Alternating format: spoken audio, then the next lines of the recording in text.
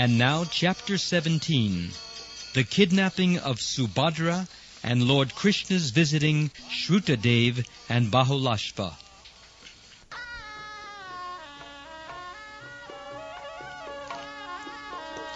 After hearing of this incident, King Parikshit became more inquisitive to hear about Krishna and his pastimes, and thus he inquired from Srutadeva Goswami how his grandmother, Subhadra, was kidnapped by his grandfather, Arjuna, at the instigation of Lord Krishna. King Parikshit was very much eager to learn about his grandfather's kidnapping and marriage of his grandmother. Thus Srutadeva Goswami began to narrate the story as follows. Once upon a time, your grandfather Arjuna, the great hero, was visiting several holy places of pilgrimage, and while thus traveling all over, he happened to come to Prabhasa Kshetra. In Prabhasa Kshetra, he heard the news that Lord Balaram was negotiating the marriage of Subhadra, the daughter of Arjuna's maternal uncle, Vasudeva. Although her father, Vasudeva, and her brother Krishna were not in agreement with him, Balaram was in favor of marrying Subhadra to Duryodhana. Arjuna, however, desired to gain Subhadra's hand.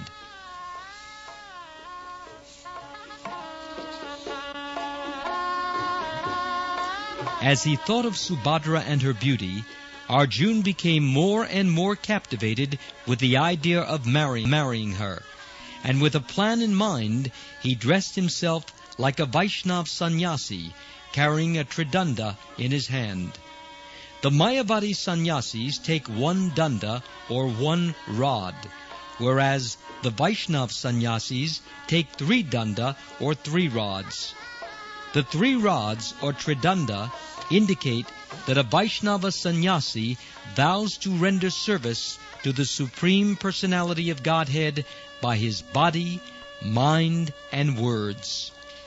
The system of Tridanda Sannyas has been in existence for a long time, and the Vaishnava Sannyasis are called Tridandis, or sometimes Tridandi Swamis, or Tridandi Goswamis. Sannyasis are generally meant to travel all over the country for preaching work, but during the 4 months of the rainy season in India, from September through December, they do not travel, but take shelter in one place and remain there without moving. This non-movement of the sannyasi is called Chaturmasya Vrat. When a sannyasi stays in a place for 4 months, the local inhabitants of that place take advantage of his presence to become spiritually advanced. Arjuna, in the dress of a Tridandi sannyasi, remained in the city of Dwarka for 4 months, devising a plan whereby he could get Subhadra as his wife.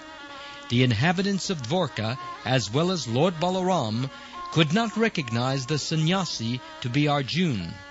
Therefore all of them offered their respects and obeisances to the sannyasi without knowing the actual situation.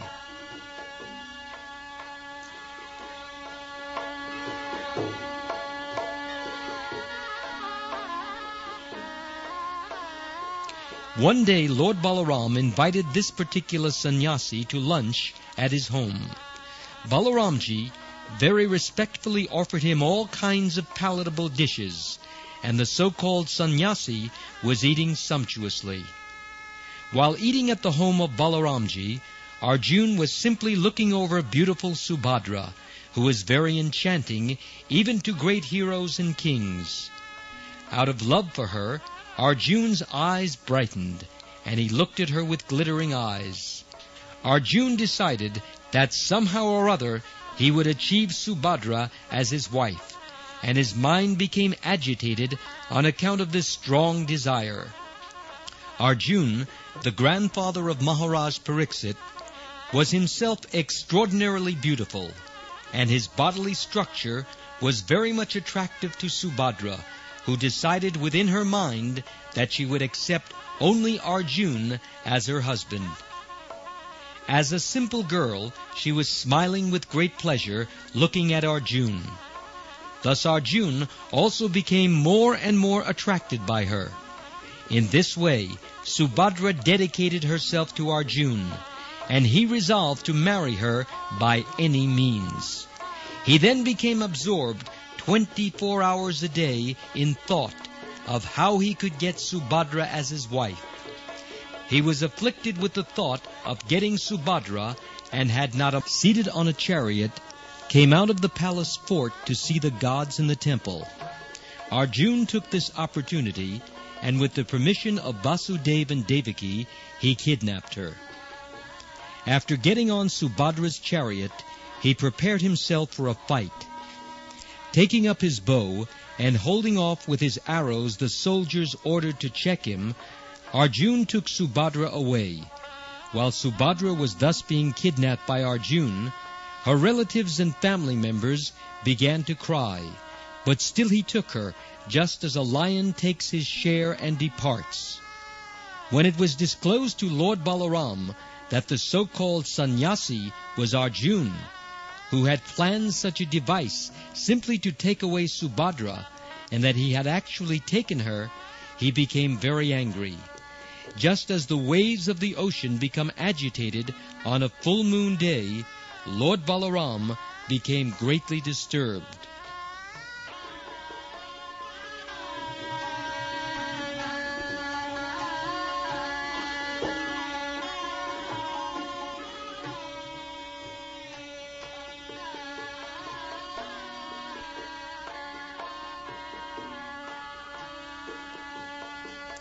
Lord Krishna was in favor of Arjuna.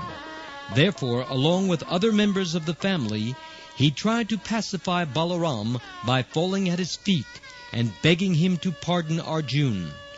Lord Balaram was then convinced that Subhadra was attached to Arjuna, and he became pleased to know that she wanted Arjuna as her husband.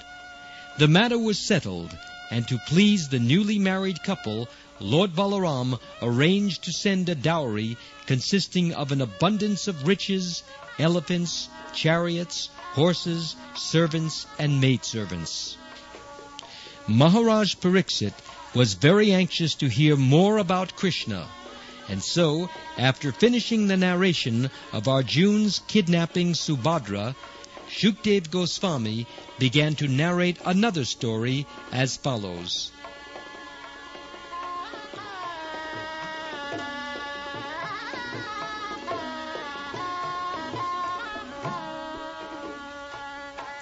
There was a householder Brahmin in the city of Mithila, the capital of the kingdom of Vidya.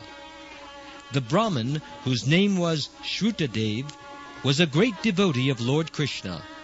Because he was fully Krishna conscious and always engaged in the service of the Lord, he was completely peaceful in mind and detached from all material attraction. He was very learned and had no other desire than to be fully situated in Krishna consciousness. Although in the order of householder life, he never took great pains to earn anything for his livelihood. He was satisfied with whatever he could achieve without much endeavor, and somehow or other he lived in that way. Every day he would get the necessities for life in just the quantity required and not more. That was his destiny. The Brahmin had no desire to get more than what he needed, and thus he was peacefully executing the regulative principles of a Brahmin's life, as enjoined in the revealed scriptures.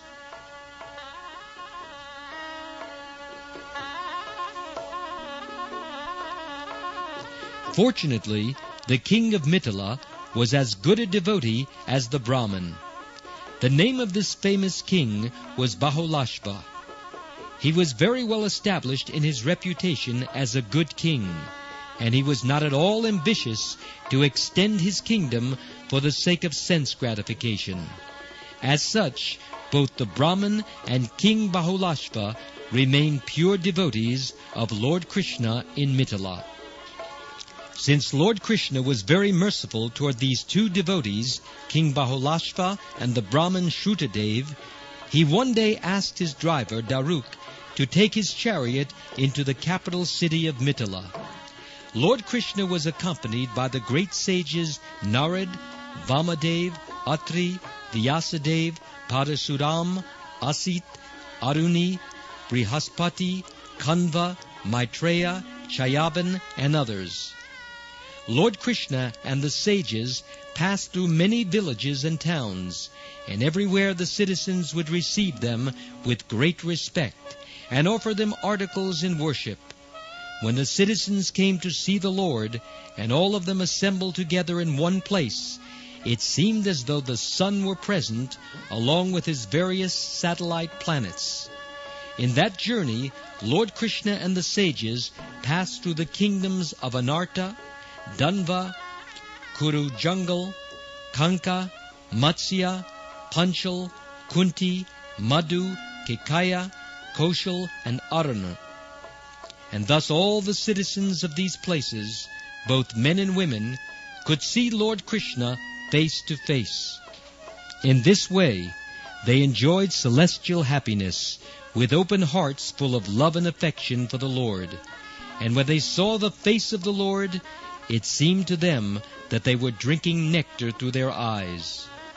When they saw Krishna, all the ignorant misconceptions of their lives dissipated. When the Lord passed through the various countries, and the people came to visit him, simply by glancing over them, the Lord would bestow all good fortune upon them, and liberate them from all kinds of ignorance.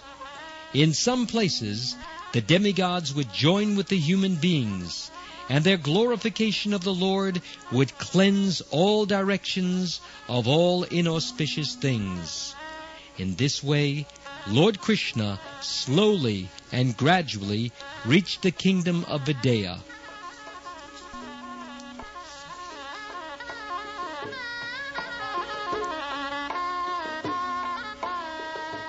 When the citizens received the news of the Lord's arrival, they all felt unlimited happiness and came to welcome him, taking gifts in their hands to offer. As soon as they saw Lord Krishna, their hearts immediately blossomed in transcendental bliss, just like lotus flowers on the rising of the sun. Previously, they had simply heard the names of the great sages, but had never seen them. Now, by the mercy of Lord Krishna, they had the opportunity of seeing both the great sages and the Lord himself. King Bahulasv and the Brahmin Srutadeva, knowing well that the Lord had come there just to grace them with favor, immediately fell at the Lord's lotus feet and offered their respects. With folded hands, the king and the Brahmin each simultaneously invited Lord Krishna and all the sages to his home. In order to please both of them, Lord Krishna expanded himself into two and went to the houses of each one of them. Yet neither the king nor the Brahmin could understand that the Lord had gone to the house of the other. Both thought that the Lord had gone only to his own house, that he and his companions were present in both houses, although both the Brahmin and the king thought he was present in one house only, is another opulence of the Supreme Personality of Godhead. This opulence is described in the revealed scriptures as Vaibhava Prakash. When Lord Krishna married 16,000 wives, he also expanded himself into 16,000 forms, each one of them as powerful as he himself. Similarly, in Vrindavan, when Brahma stole Krishna's cows, calves, and cowherd boys, Krishna expanded himself into many new cows, calves, and boys.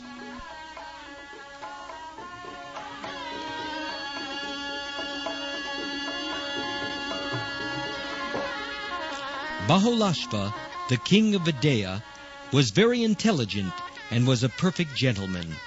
He was astonished that so many great sages, along with the Supreme Personality of Godhead, were personally present in his home.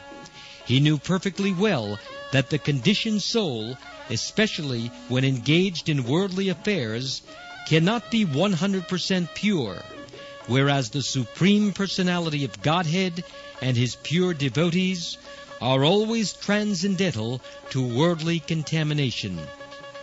Therefore, when he found that the Supreme Personality of Godhead, Krishna, and all the great sages were at his home, he was astonished, and he began to thank Lord Krishna for his causeless mercy. Feeling very much obliged and wanting to receive his guests to the best of his ability, he called for nice chairs and cushions, and Lord Krishna, along with all the sages, sat down very comfortably. At that time, King Bahulasva's mind was very restless, not because of any problems, but because of great ecstasy of love and devotion. His heart was filled with love and affection for the Lord and His associates, and his eyes were filled with tears of ecstasy. He arranged to wash the feet of his divine guests, and after washing them, he and his family members sprinkled the water on their own heads. After this, he offered the guests nice flower garlands, sandalwood pulp, incense, new garments, ornaments, lamps, cows, and bulls. In a manner just befitting his royal position, he worshipped each one of them in this way. When all had been fed sumptuously and were sitting very comfortably, Bahulasva came before Lord Krishna and caught his lotus feet. He placed them on his lap, and while massaging the feet with his hands, began to speak about the glories of the Lord in a sweet voice.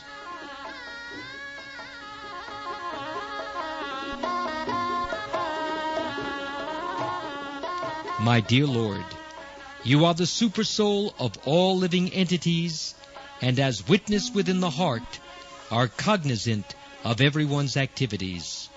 As such, being duty-bound, we always think of your lotus feet so that we can remain in a secure position and not deviate from your eternal service. As a result of our continuous remembrance of your lotus feet, you have kindly visited my place personally to favor me with your causeless mercy. We have heard, my dear Lord, that by your various statements you confirm your pure devotees to be more dear to you than Lord Balaram or your constant servitor, the goddess of fortune. Your devotees are dearer to you than your first son, Lord Brahma, and I am sure that you have so kindly visited my place in order to prove your divine statement. I cannot imagine how people can be godless and demoniac after knowing of your causeless mercy and affection for your devotees, who are constantly engaged in Krishna consciousness. How can they forget your lotus feet?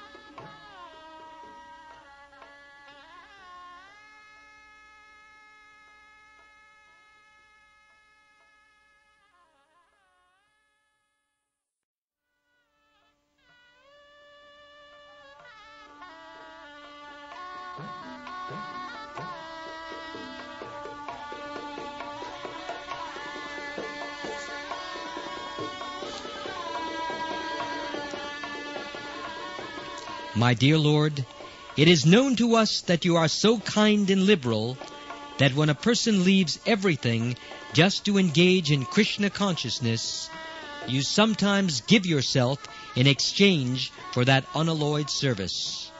You have appeared in the Yadu dynasty to fulfill your mission of reclaiming all conditioned souls rotting in the sinful activities of material existence. And this appearance is already famous all over the world. My dear Lord, you are the ocean of unlimited mercy, love, and affection. Your transcendental form is full of bliss, knowledge, and eternity. You can attract everyone's heart by your beautiful form as Shyamasundara, Krishna. Your knowledge is unlimited, and to teach all people how to execute devotional service, you have sent your incarnation, Narayan, who is engaged in severe austerities and penances at Badari Narayan. Kindly therefore accept my humble obeisances at your lotus feet. My dear Lord, I beg to request you and your companions, the great sages and Brahmins, to remain at my place, so that this family of the famous King Nimi may be sanctified by the dust of your lotus feet, at least for a few days. Lord Krishna could not refuse the request of his devotee, and thus he remained there for a few days with the sages to sanctify the city of Mithila and all its citizens.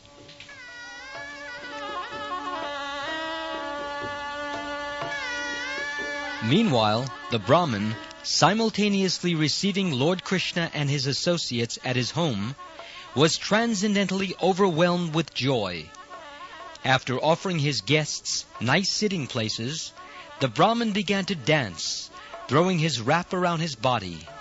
Srutadeva, being not at all rich, offered only mattresses, wooden planks, straw carpets, and so on to his distinguished guests, Lord Krishna and the sages, but he welcomed them to the best of his ability. He spoke very highly of the Lord and the sages, and he and his wife washed the feet of each one of them. After this, he took the water and sprinkled it over all the members of his family, and although the Brahmin appeared very poor, he was at that time most fortunate. When Srutadeva was welcoming Lord Krishna and his associates, he simply forgot himself in transcendental joy.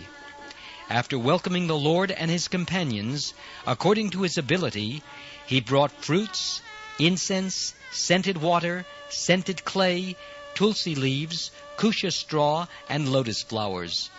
They were not costly items and could be secured very easily, but because they were offered with devotional love, Lord Krishna and his associates accepted them gladly.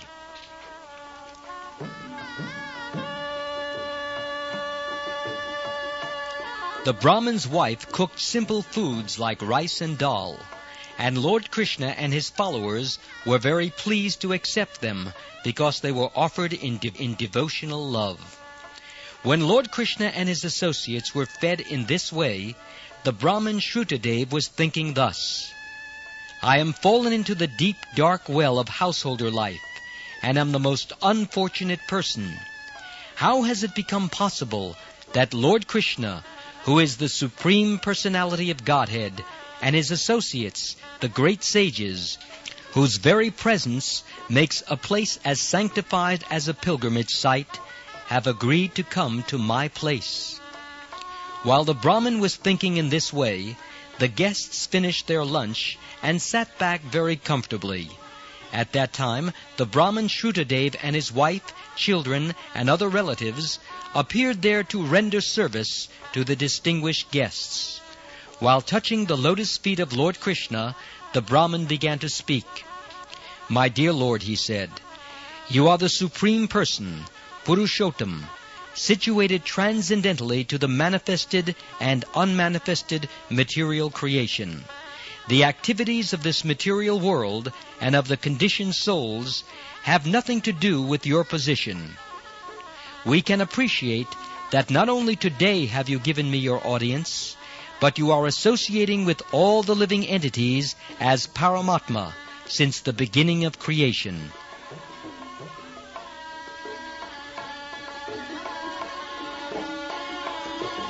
This statement by the Brahmin is very instructive.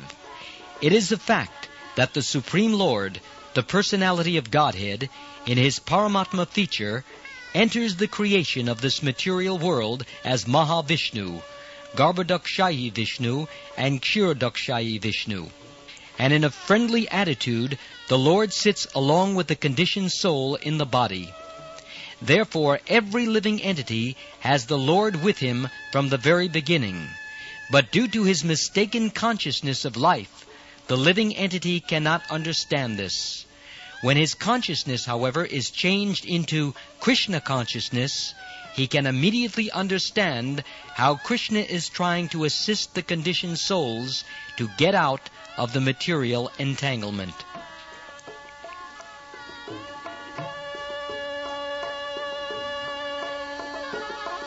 Srutadeva continued, "My dear Lord, you have entered this material world as if sleeping.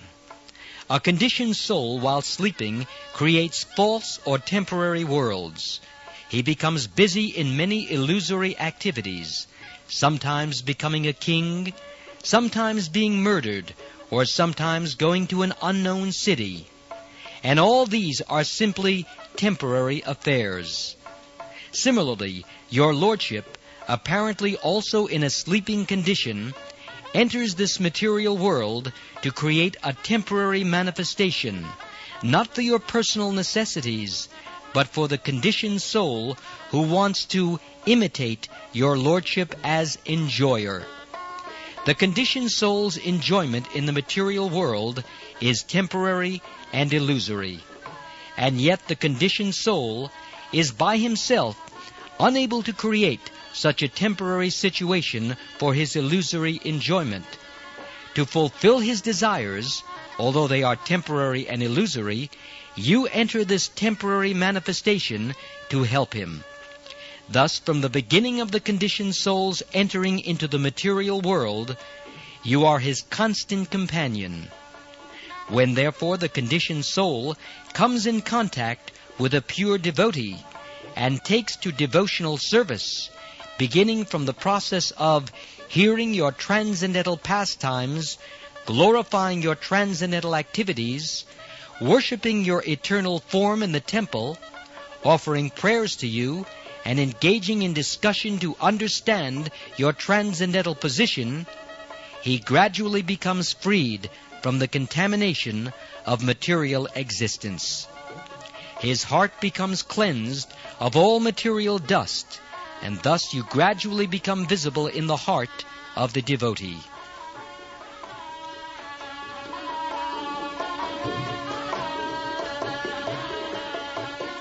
Although you are constantly with the conditioned soul, only when he becomes purified by devotional service do you become revealed to him.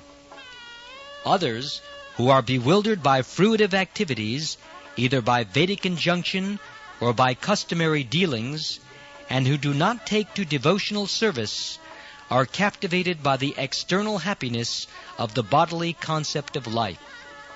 You are not revealed to such persons. Rather, you remain far, far away from them. But for one who engages in your devotional service and purifies his heart by constant chanting of your holy name, you are very easily understood as his eternal, constant companion.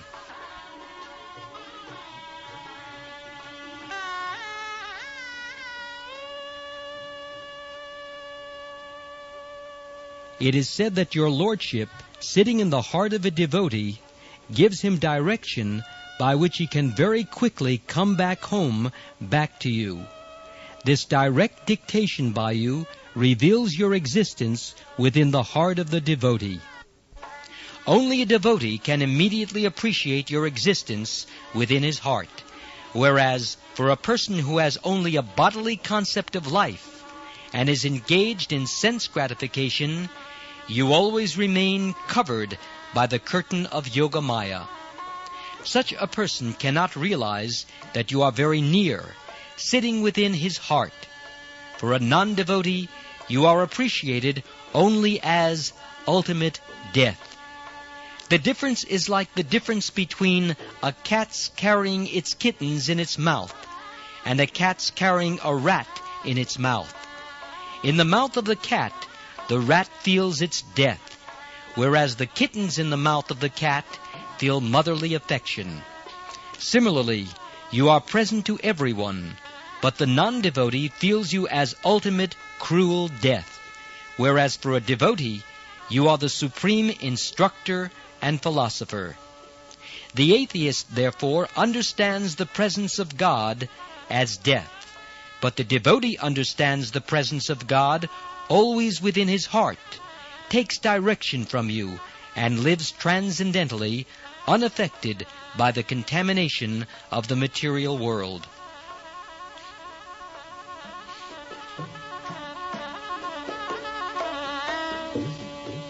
You are the supreme controller and superintendent of the material nature's activities.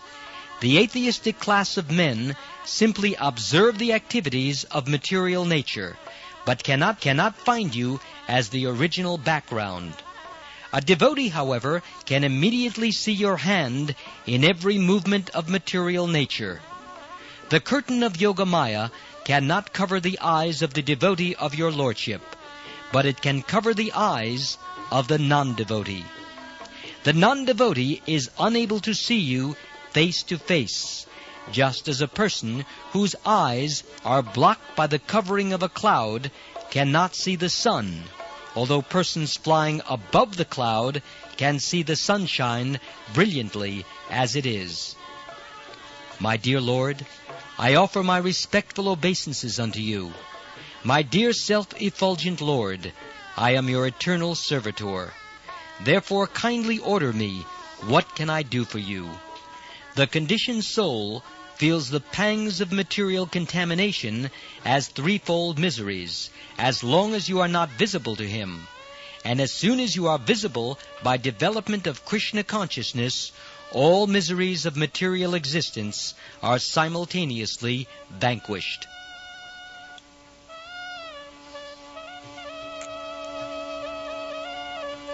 The Supreme Personality of Godhead, Krishna, is naturally very much affectionately inclined to his devotees.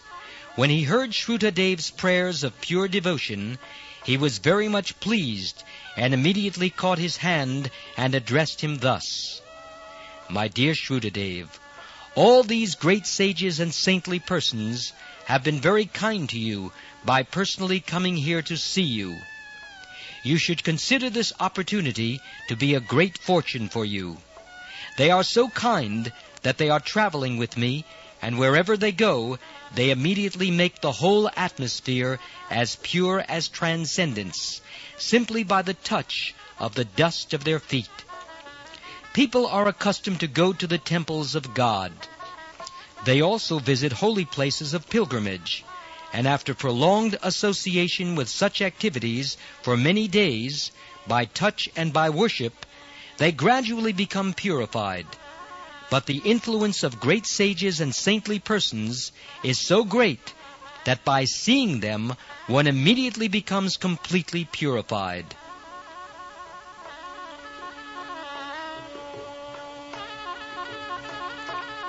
Moreover, the very purifying potency of pilgrimages or worship of different demigods is also achieved by the grace of saintly persons.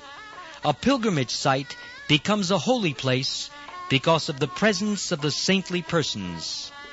My dear Srutadeva, when a person is born as a Brahmin, he immediately becomes the best of all human beings.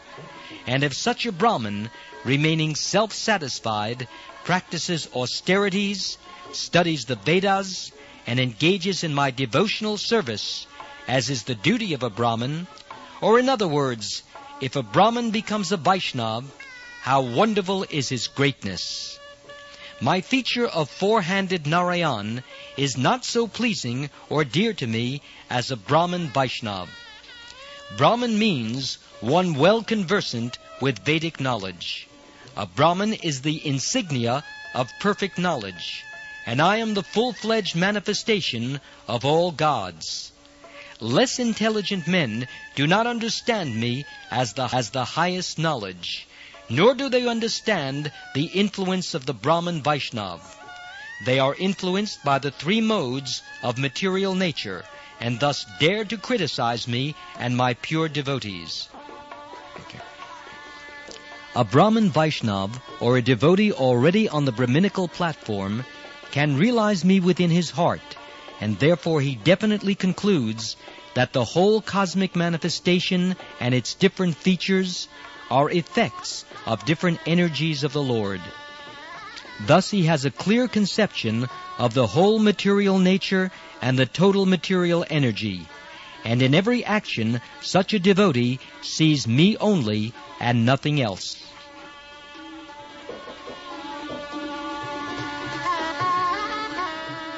My dear Srutadeva, you may therefore accept all these great saintly persons, Brahmins and sages, as my bona fide representatives.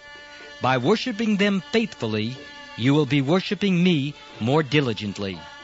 I consider worship of my devotees to be better than direct worship of me. If someone attempts to worship me directly without worshipping my devotees, I do not accept such worship, even though it may be presented with great opulence.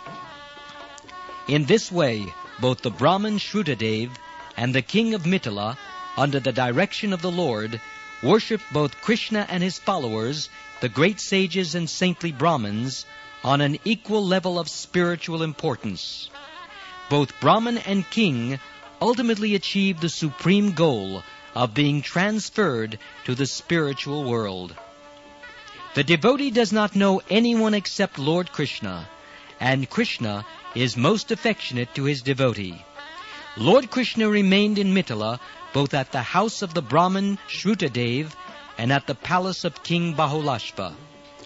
And after favoring them lavishly by his transcendental instructions, he went back to his capital city, Dwarka.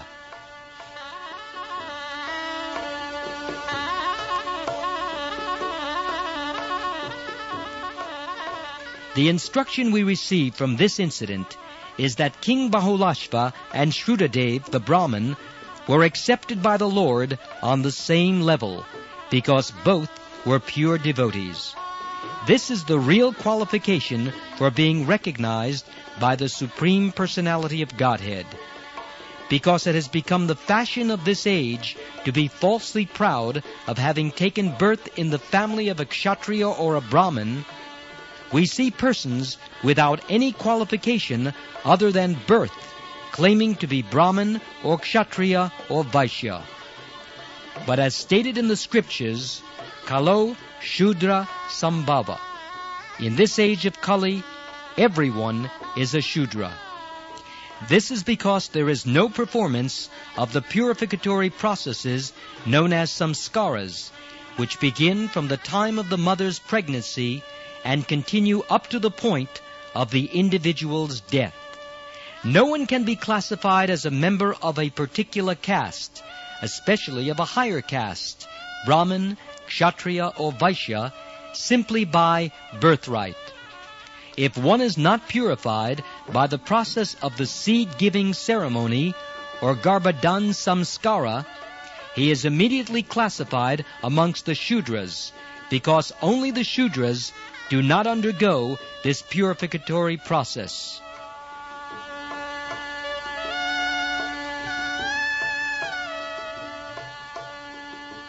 Sex life without the purificatory process of Krishna consciousness is merely the seed-giving process of the Shudras or the animals. But Krishna consciousness is the highest perfection by which everyone can come to the platform of a Vaishnava. This includes having all the qualifications of a Brahmin. The Vaishnavas are trained to become freed from the 4 kinds of sinful activity: illicit sex, indulgence in intoxicants, gambling, and eating animal foodstuffs. One cannot be on the Brahminical platform without having these preliminary qualifications, and without becoming a qualified Brahmin, one cannot become a pure devotee. Thus ends the Bhaktivedanta purport of the 3rd volume, 17th chapter of Krishna, the kidnapping of Subhadra, and Lord Krishna's visiting Srutadeva and Bahulasv.